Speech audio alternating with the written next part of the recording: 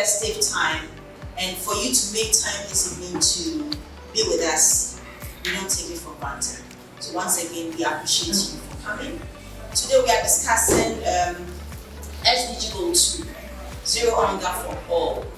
And over the past few months, we've done SDG. We started with SDG Goal 6. Who knows Goal 6? Okay. Please tell us. It is water and sanitation. So we started with water and sanitation because I consult for the Institute of Sanitation and Waste Management, the African Institute of Sanitation and Waste Management, affiliated to the KNU UST. So definitely we had to start with where and remain safe. And then we moved on to SDG. I want to see if I have old faces here. We moved on to SDG what? What? Climate change. I want to know the SDG goal. What is it? Somebody says 13. What is it? Are you sure? Be sure. I want you to be sure. What is it? Are we correct? You know, the whole idea for saying it's a hangout is to demystify the seriousness of SDGs. Until we demystify it and make it semi-formal. And that's why we are hanging out like this. This is a restaurant, isn't it? So based on the particular goal we are set out to do, we look for a location that depicts what we are saying. So Zero Hunger for All. Today we are going to find out what it actually means. How can you and I ensure that indeed there is zero hunger for all? What are we doing? I have Kalmota here, she's looking at me because I'm going to worry here. I have AgriSolve here. I have a nutritionist here. I have wonderful ladies. Unfortunately today it's fully men affair because the women are taking the center stage. No, the men are here to support us, but in terms of the speaking, it's all women. But we would get a few men to share their opinions. All women because when it comes to the kitchen, who is there? When it comes to the kitchen, who is there? All of us. We don't have to be in the Ghanaian industry or the Ghanaian culture, most like the men are not there. So the whole idea is tonight we want to focus a bit more on what it means when we say zero hunger for all. We are going to look at the nutrition side, we are going to look at sustainable agriculture or farming or whatever it means to you. And then we'll also look at how corporate entities can support, so green financing. How can corporate entities and leaders support the SDG Goal 2? But we're not just focusing on the Goal 2. It's just that tonight is for Goal 2. But we are focusing on all the goals. So the SDG Hangout is a monthly thought leadership platform where we get to meet people like you and we exchange discussions, we have discussions, we exchange knowledge, we share best practices. And for me, I think to crown it all, we make the SDGs daily habits. Until we make it a daily habit, I don't think we would achieve what we want to. We have just 4 years to go. And the truth of the matter is that Africa and Ghana as a whole, we are really, really far behind. Now, I would like to take your thoughts on this. Although you don't want to talk, I'm going to put you on the spot. Yes, but I'll still put you on the spot because you work closely with all we are talking about. And you know we are very far away. In terms of data statistics, in terms of knowledge sharing, how far are we? SDG 17, I think for me it's the one most powerful tool that we can use.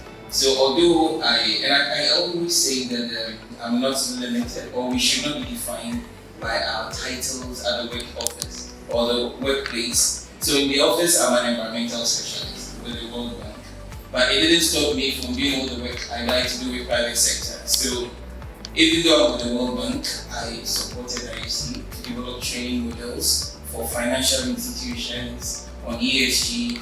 So I believe partnerships really do make the difference. And on the side of the bank, yes, through some of our projects, we're partnering with all the 23 banks and some of the other SDIs. We are, providing the training, providing the resources so that they can build the right environmental social management systems for the operations. There's a lot we are having to do. There's this collaboration with some young people in the ESG space. There is so much we can do. Hopefully when I have the opportunity another time, we can go through all of them. Thank you. I'd like to start with this very simple question. How many of us have eaten today? I can already see a lot of eating. How many of us have eaten? Can I see that? Who hasn't eaten? I'm seeing some hungry faces. People are listening, please. Don't intimidate me here. Let's smile. So does the fact that you have eaten is just something I want all of us to ponder over? Does it mean that you are well nourished because you have eaten? These days we have a lot of when you step out, our food environment, and when I talk about the food environment, what influences the food that we eat? It can stem from affordability, accessibility, the type of advertisements we are having around. In the night, what do we see around? I would like to be, when you step out in the night, looking for food to eat, maybe on the day that you are so busy and you don't have time to cook at home, what are some of the common foods that we see around us? Suya. Suya. I love that. We didn't struggle too much. And now even the noodles are, coming together as if it's a together package with fizzy drinks. On campus, once you are going to buy Indomie, the next thing you are buying is a fizzy drink. I don't want to mention the name, but you also know the particular one I'm talking about. After you just belch, and then on your phone, by the time you realize it's what the next morning. See, so sedentary life and all that. Our food environment is not very encouraging. Even if you want to eat something healthy, when you turn, what you see is what? Shawarma. And these are not so expensive. You have packages, different packages, combos here and there. They are not so expensive. You don't have to go out of your way to say, oh, I'm going to peel, I'm going to do this. You just eat and enjoy that. And that's serious. It has a lot of implications. And with that, obesity, overweight, you know the implications of that when you are obese. In the household, when you are talking of the double belly, you can see that the mother may be having issues with underweight. For instance, micronutrient deficiency. There's also another form in which underweight shows some micronutrient deficiency. A lot of women of reproductive age, when I speak with them, they have issues with anemia. I'm sure maybe some of the ladies who may have that issue, anemia. Okay? Women of reproductive age, because sometimes you tend to have your menses within the month, you lose a lot of blood. And if you are not eating very well to replenish these stores, what happens? You are going to get that anemia. For pregnancy, if you are not eating very well, pregnant woman, lactating mother, you know that there are certain foods that you are supposed to take. A balanced diet, if you are not doing that, yes, it's going to be a problem. So, zero hunger is not just about you having food to consume as and when you need it, but you having the right balance in the meal. So making sure that you have your carbohydrates, you have your proteins, your vitamins, making sure your minerals to everything, your water, you drink enough water at all times. It's very, very important. I'm definitely pleased to join the conversation, particularly given that SDG 2 is renewed, or its renewed focus on food security and sustainable agriculture.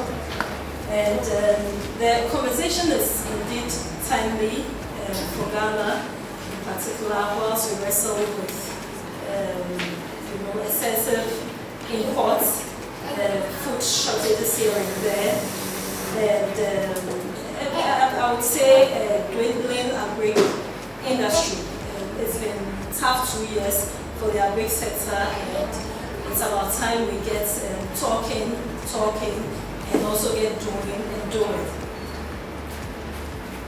So I'll speak on the production systems. We focus on women and young people, or from their perspective, because food security outcomes are ultimately determined well before food reaches markets. we all know that, or households.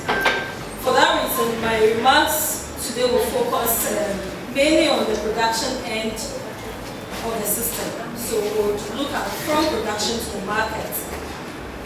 Where decisions around land, inputs, technology, capital and market access are made, and where many of the structural difficulties affecting women and young people also originate. Now, when we examine food security or insecurity from the production field, one fact is clear. Low output is rarely the result of low effort or low knowledge. For years now, everyone just assumes that the farmer doesn't know any better, or farmers are a bunch of illiterates, and for that reason, that is why our rate is going nowhere. But I can tell you that farmers are well knowledgeable, and they are doing their best as it is, or they are doing their best with the resources available to them.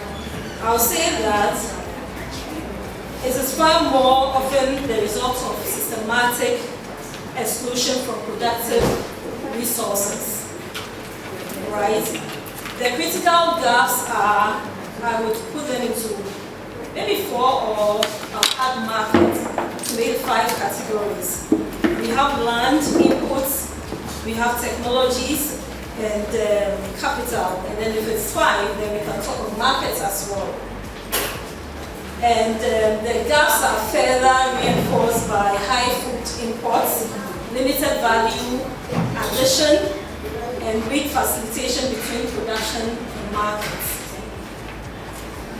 Land, the fundamental production challenge. Land is the most basic productive asset in agriculture. Without secure and predictable access to land, farming cannot function as an economic activity. I just want Nana to touch a bit on how accessible do we have lands for farmers like Elo, for farmers like Amybeth. Amybeth is also a farmer. Land, so far as I'm concerned, is not too much of a problem.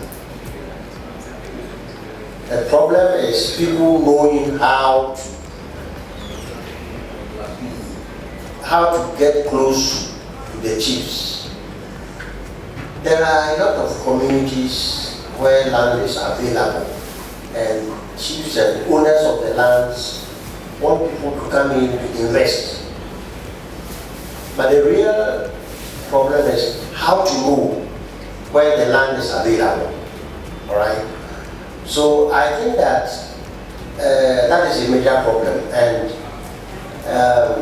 those who want to get knowledge about where to get land, I think should get close to the agricultural institutions, especially in the districts that they want to, get land from. If it's still lands that you want to get access to, then you get close to the chiefs. But as I've said, you may not even know your way out.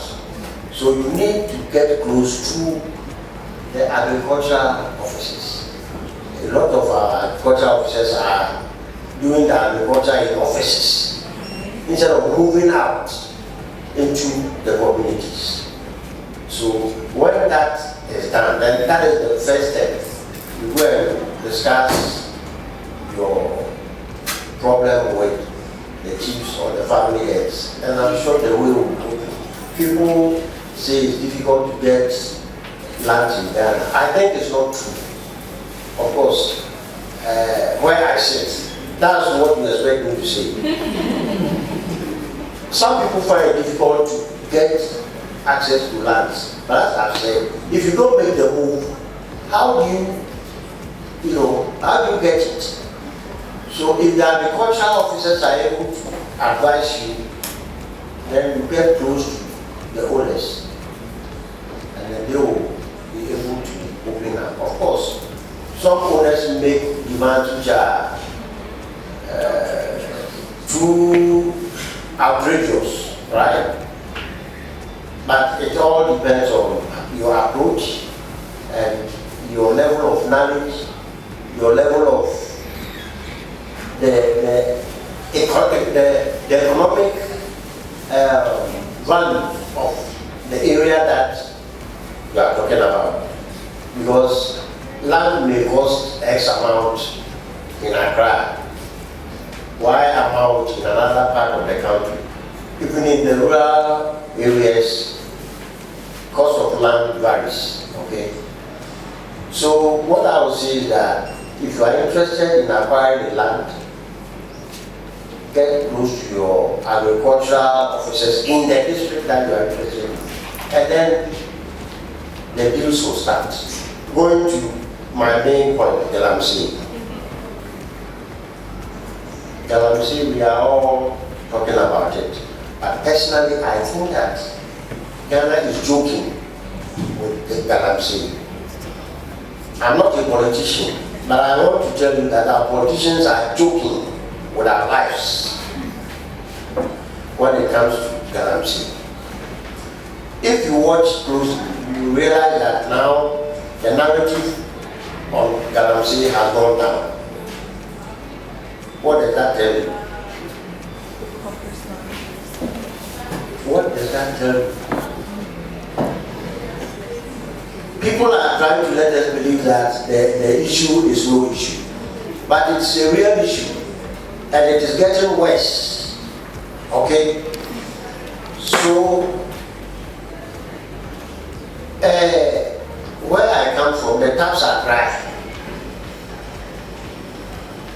Because the Konyako water dam, which gives us water in our area, has been closed down or is almost not working.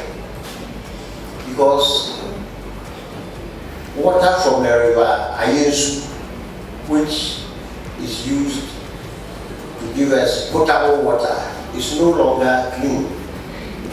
Now, River Ayensu has its head somewhere in Suhum, Apapun, and we are in the central region. Suhum is in the eastern region. People do Galamsey there and, you know, take their monies, whatever, receives or dollars or whatever. Then those of us downstream in central region, Aguna Sudo area, we suffer because somebody is enjoying up there. But we are also sitting on gold in our area, Sudo area, Yapa, where I'm the chief, Konyanko and other areas. We all have gold according to the Minerals Commission. But we have decided that we are not going to allow people to mine because they will destroy our water bodies. So how come that we sit on gold, we don't mine? It's a deliberate policy that we have made, and others upstream. I don't worry about mining, but proper mining is what I think should be done. As Nana said, everything he said was true. The little I'll add on is, coincidentally, we are in the same traditional area. So I am the chief at Gomwa Isabapum. Gomwa Isabapum is simply known as, and popularly known as Kaswasi. For a better understanding to those that have an idea about the roadmap of Kaswa, when you are done with the flyover in a descending course, you don't even get to Obekuma. There is a police station on your left-hand side. So the whole of that area is under Gomwa Isabapum, which is known as Kaswa City. So please, as Daddy said, every chief has, just as the country, every country has a boundary. Every chief, wherever you are, you have a boundary to your territory. So if something bad is happening there, you can't tell me you don't have an idea of it. As I stand here as a chief of my community, I know the boundaries to every corner of my community. Now, my community falls under a popularly named known as Goma Fete. So when you hear Goma Fete, we have over 40 towns or communities under Goma Fete. It widens through Millennium City, Pentecost Conventional Center, all those places, far into Budu Buburam, all those areas are now affected. If anyone wants a land to do farming, please feel free. I am here. That is why it's a hangout. One thing I know for sure is our land is perfect for pineapples. So if you realize most of the pineapple factories are in the countries, so we the fancies, even if you have nothing, we can give you pineapple juice and most of the juices, oranges, etc. We have them on. Our land produces a lot. So whatever you want to do your farming, come to us. We can give you the land. And we try to, sometimes some people want to own it, but usually, just as everyone said, it's capital intensive. So usually it's best you do it in an equity form or partnership. So even if you settle the chiefs, you can just come to a consensus. Something small that you invest, then the land will be given to you. Just to make sure that you tend the land well, so that at the end of your farming tenure, you don't destroy the land for it to become toxic to whoever will come next. We are talking SDGs and we have traditional rulers here. Because farming is critical. If we want to say zero hunger, we would be hungry if we have no farmers in this country. And so how are we supporting? Fideli, I'm not coming to you, so don't worry. The bankers, I'm not coming to you, but all I'm saying is that as part of best practice, as part of what we are all fighting for, sustainability, let's develop lands. How do we develop these lands? Investment. So the banks, please try and come up with innovative ways to support farmers. And like I said, I know a few of the banks are doing so well, and it's a call to action. We all have a role to play. So we are not spotlighting anyone, but all we are saying is that let's take the word out there. Let's ensure that green financing is actually happening. It's not just something that we are ticking the boxes, but it's actually happening.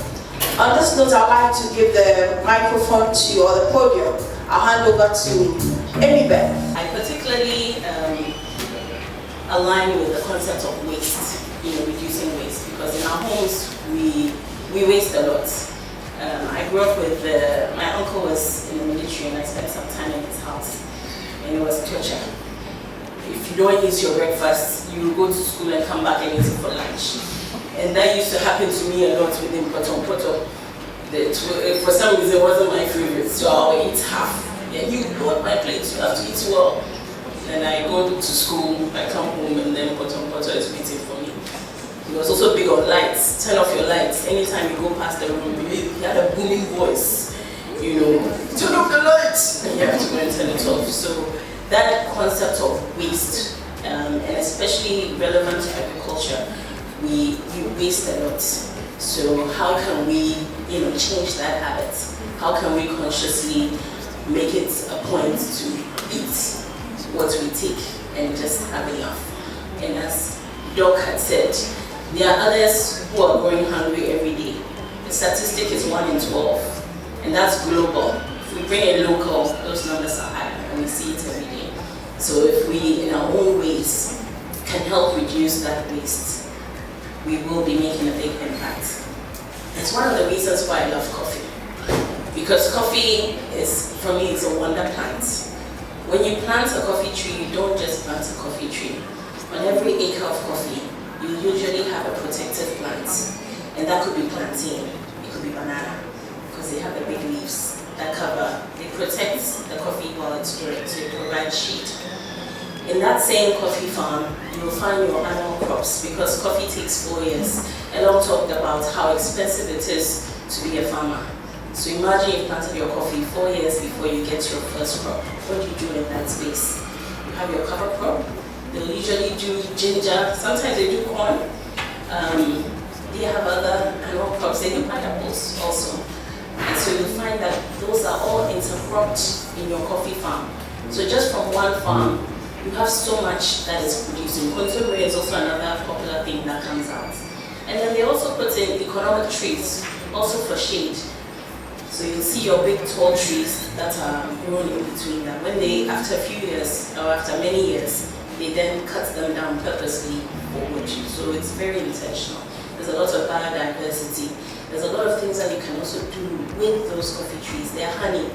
Honey is encouraged because that also helps pollination. So for me, watching that coffee ecosystem is a wonder for me because there's so much that can be done. Then when you look at the tree itself, I know there are lots of people who say, oh, coffee is not good. My grandma told me coffee is not good. We've established that at least in this room, some people drink coffee. And we say we don't drink coffee, but then we drink, what was Doc didn't mention, but we know when you buy your Indomie, you have your fizzy drink alongside. And now even the energy drinks, isn't it? So we tend to put certain connotations to certain drinks without even understanding it. In the US, coffee has been classified as a health product because it's rich in antioxidants. So the same benefits you get from the dark cocoa, you get it in coffee. It's great for intermittent fasting because it suppresses hunger in many ways. So when you're drinking coffee, you can go for hours without wanting to eat. So it's great. Those of us always dieting, we know you can get that from coffee. It gives you energy, a natural source of energy, especially when there's nothing added, no sugar, no milk. You just drink your black coffee. It's really good for you. There are also studies that say it can elongate your life. Drinking coffee may make you live longer. So that's another reason to drink coffee. I am an agri-food system professional and a psychosocial well-being advocate. And for me, zero hunger is more than we not having access to the food, but I also look at it from the point of the well-being of the producers, distributors in a household. So most times when we talk about the struggles of our farmers, do we even ever pay attention to offer them that industrial well-being protection that we give in our corporate industries? Do we look at that point of view for them? And this comes to the view that I think about 2 years ago I had the opportunity to work with some smallholder farmers in Koforidia. And you see that a lot of the women in there do the work, but then they are nowhere close to what they are committing to us in general. You also go to the market, you are buying from them, especially those on the highways when you are traveling. Somebody mentioned that in Ghana we have no social class without rising. How do we treat them? How do we handle some of these things with the farmers in the rural community? So in my point of view, when I was out of country when I came back, there was a big issue of getting access to bulk food orders and then the pricing. So quickly did I start purchasing from the rural community to do things for myself. Indeed, the SDGs have been mentioned at a global level. And there's a tendency to think that, oh, it's for the governments and the big men. It sounds so abstract in your ears.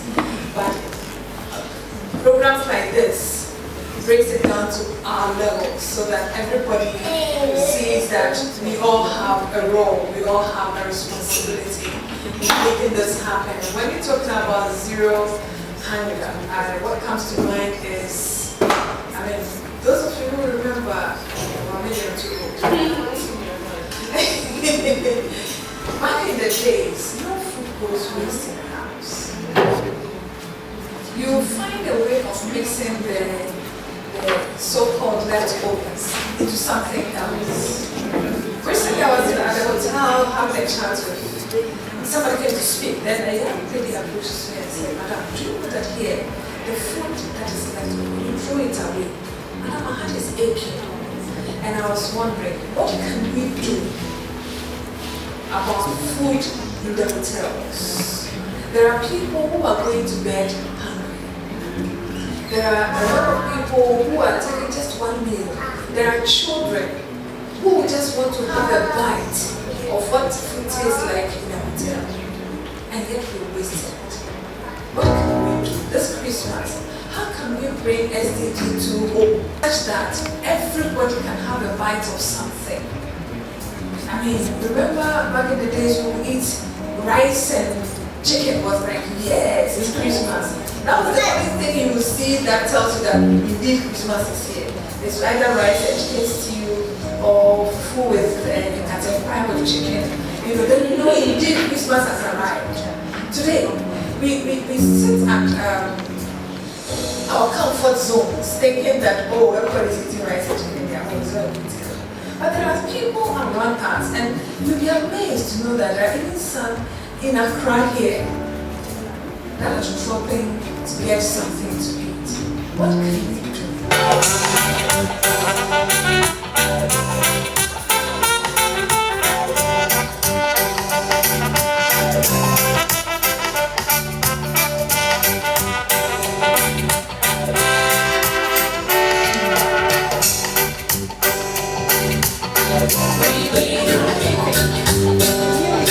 It is not a building plan, so it will build a standing rock close.